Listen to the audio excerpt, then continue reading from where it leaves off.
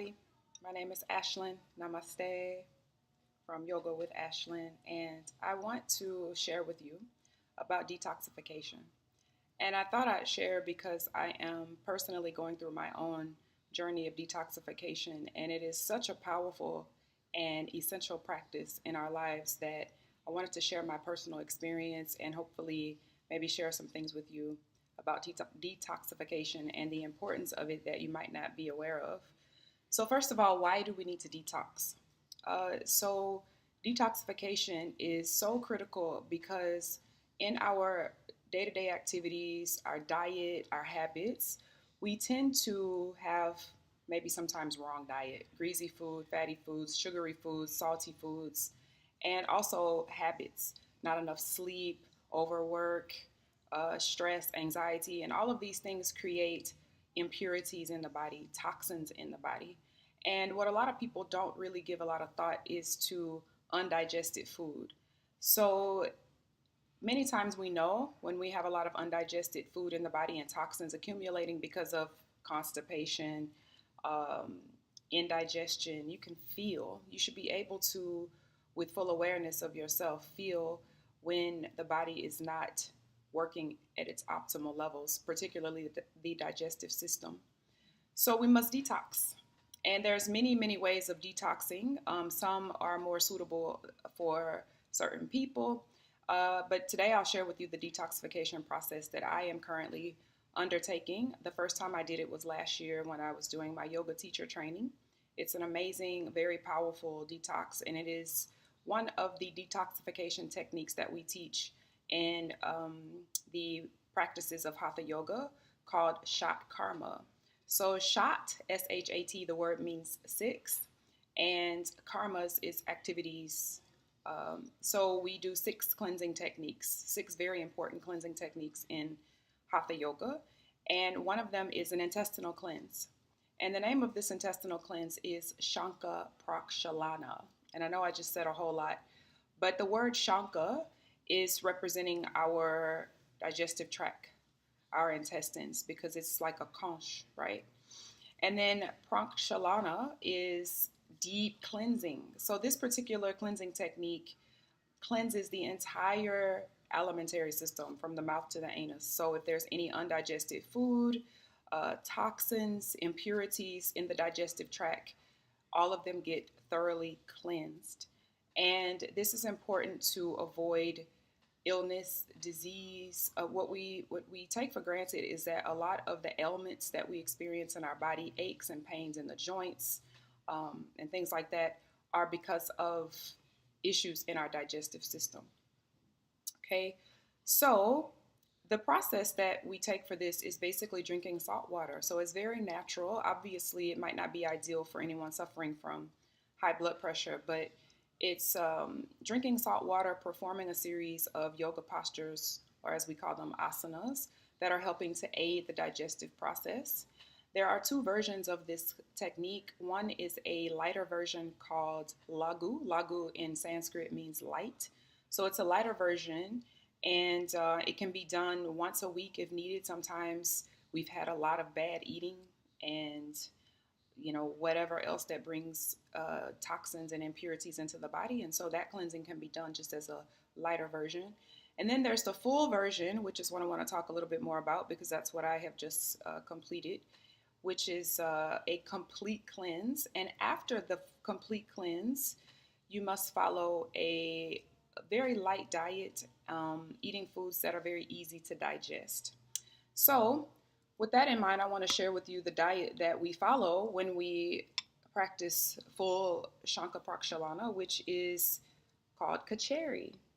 So Kitchari basically means mixture of two grains. And so Kitchari is typically a mix of rice and mung dal, or you might refer to them as lentils. There's these little, very tiny little pea, and it's yellow, the one that I use. And we cook it, the mung dal or the lentils and the rice, into this porridge-like texture, and then add ghee.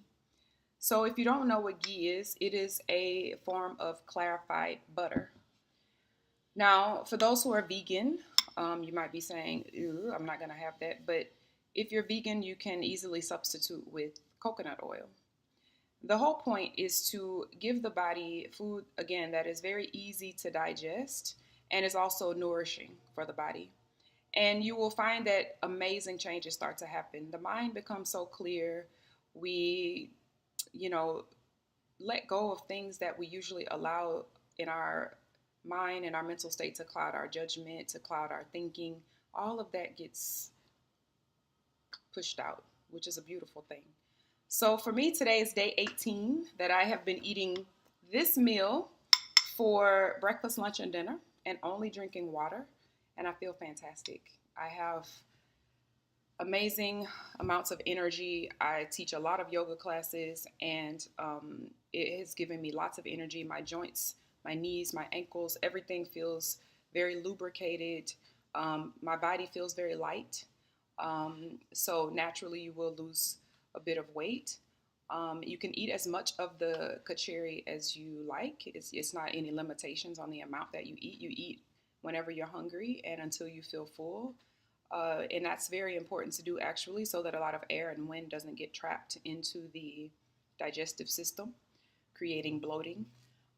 You'll notice that my kitchari is a bit yellow in color. It's not so much the ghee as it is turmeric. So this week, around I think it was maybe day 15, I started adding turmeric. And just a side note about turmeric, if you don't take turmeric in your diet, please start. It is a super, super powerful spice. It is a powerful antioxidant. It's very powerful, excuse me, for our body and our brain. It's a strong antioxidant. So you can sprinkle a little bit in your cooking. I also use a bit of turmeric root in my tea whenever I have tea. I'm not having tea for this during this cleanse, but I usually will put turmeric root as well as ginger root in my tea every day. So all of these things are helping to keep the body clean, which then will bring more clarity in the mind. And these are many of the amazing things that we teach in Hatha Yoga. So if you have any questions about detoxification, about this kitchari, feel free to contact me. I'm always willing to share and help. Now, depending on where you are in the world, the diet is, this practice, excuse me, should not be done for the first time without the guidance of a professional. So a yoga instructor or someone who not only understands the process, but who has done the process. Please do not follow the guidance of someone who has not been through this process themselves. Now, you might ask how many days. So as I mentioned, today is day 18. The diet ideally should be followed minimum 3 days if you do a complete cleanse. But ideally, you want to target 30 days. And that is my target. I'm not even going to say a target. It's going to happen. I'm already on day 18. I'm over halfway finished. Send me your loving vibrations. It's really not as bad as it might sound. It depends on the state of the mind. Whatever you tell the mind is true. We know this. I know you hear this a lot, but it's true. Whatever we tell the mind is what will be. So if you put into your head that you want optimal health, strength, vitality, energy, all of these things, it will be done. If you have any questions, please let me know. Please look into some form of detoxification for yourself, for the mind, the body, the soul, the spirit, whatever you want to refer to it as. Do it for yourself. It's good for your health. And I wish you all the best. Namaste. Thank you for listening.